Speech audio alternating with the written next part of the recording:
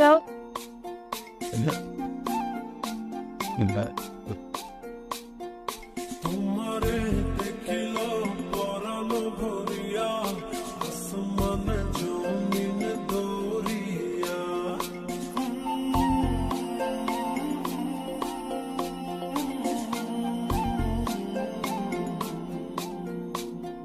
তোমার তো চাকরি হলোই, সেই সঙ্গে আবার টুটুরও একটা চাকরি হয়ে গেল। বলো তো একটা ব্যাপার আমি কিছুতেই বুঝতে পারছি না, কি বলো তো?